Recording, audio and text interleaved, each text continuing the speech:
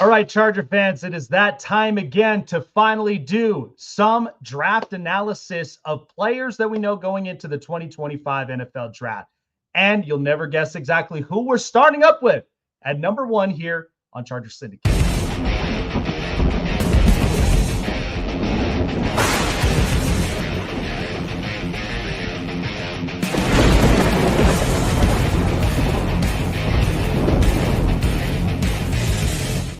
Bolt up, Bolt fam. How are we feeling today? It is I, Jake Silva, here on Charger Syndicate, giving you everything LA Chargers news and so much more. If it is your first time here up on the channel, I encourage you guys to like, subscribe, hit the bell button, keep you up to date on future and past videos, as this video is brought to you by greengridiron.com for your very own customizable miniature and life-size helmet of your team, your style, your way. Visit greengridiron.com, and before checkout, use promo code LACSYN. That is LACSYN for your exclusive discount at checkout here at greengridiron.com. All right, Charger fans, it's time to get excited about the 2025 NFL Draft. And we are back at it again with these draft profiles that we are now analyzing for what the Chargers are looking at and who could be potential fits for the Los Angeles Chargers.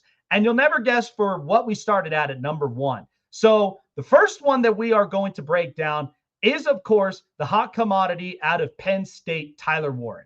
So again, I love this kid. And honestly, with what he's done at Penn State and the type of build, the type of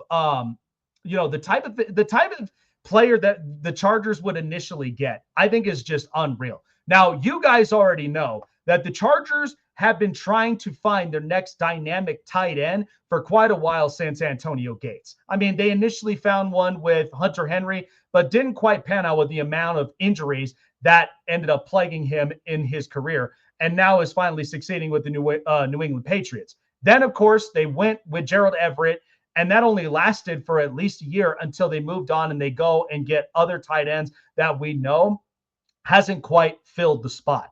So with Tyler Warren here, if this is the case for the Los Angeles Chargers, looking at his prospect profile, his prospect grade was a 6.77 as a year one starter, which of course everyone knows is the obvious choice. Now his production score was 98th, which was number one amongst all tight ends at the combine. Athleticism score at an 85, first, and a total score of 92. So he was ranked first amongst all tight ends, and that was pretty obvious. So to kind of get an understanding of his player profile, he redshirted at Penn State in 2020, played at least 13 games where he was 561, 12.2, and a touchdown. And then in 22, he played at least in 12 games with 3 starts where he had 10 for 123 yards, 12.3 yards a play, and 3 receiving touchdowns. Now, of course, the biggest year that he ended up playing was up in 2024, where he won the John Mackey Award as the top tight end in the country. Now, of course, as you know, after what we saw from Brock Bowers last year with the Georgia Bulldogs, Tyler Warren really picked it up as far as from the tight end position. So to me, however you really play Tyler Warren, this kid is going to be a generational talent. So we look at some of the strengths and the struggles that Tyler Warren has. So looking at the strengths, he's big, athletic, tough, and he is competitive. He also carries a ton of alpha energy on the field, which is something that attracts a coach like Jim Harbaugh, and will do whatever is necessary to help his team win, whether it's pass blocking, run blocking, or he's going and being a passing option to get your first downs, or he could be at least a threat in multiple different route trees that could initiate the Chargers to get their offense downfield and maybe potentially get 6 or 7 points on the board. Also handles short yardage runs with direct snaps and a wildcat look, really. Impressive early quickness and speed variance in his routes. Hips are smooth, getting in and out of his breaking points. Doesn't need much workspace to make the catch because he's got great hands. Hands are natural, skilled, and strong. So he could go up on either open options or whether it's contested plays, he's going to fight for every single opportunity that he has in front of him. Now, the struggles that he has that could be easily fixable is he's too easily contacted and redirected within the pattern. Logged reps where he could coast and run nonchalant routes. which again, if depending on how the offensive scheme is put together, sure, that can definitely improve and to where the routes will seem a little bit more clean, smooth, and much more directed consistently.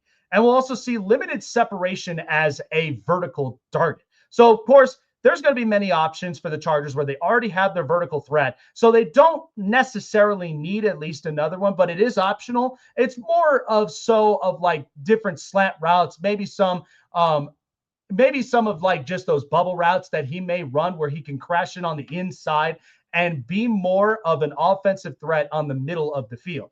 Room for improvement with hand placement as a base blocker. Now, of course, like we said, he's got the body build. He's got the athleticism.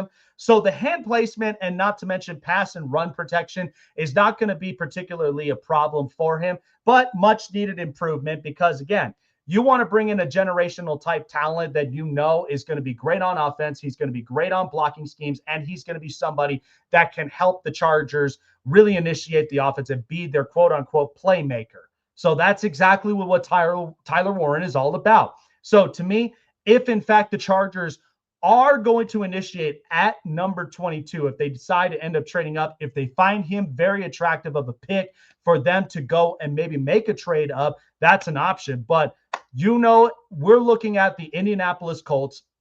We're looking at a couple of other teams that could be looking for a tight end option. We know the Denver Broncos have been looking for a quote unquote joker type of player.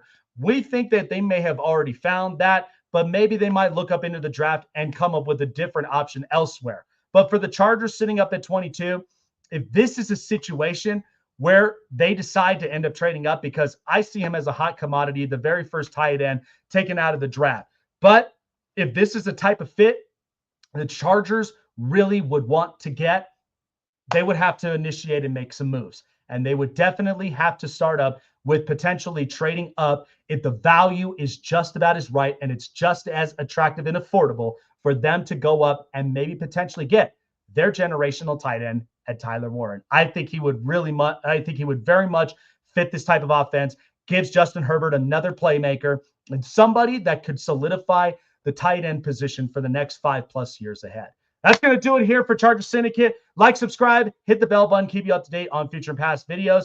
Jake Silva signing off here. Guys, have a wonderful day. And always remember to bolt up all season long come the draft.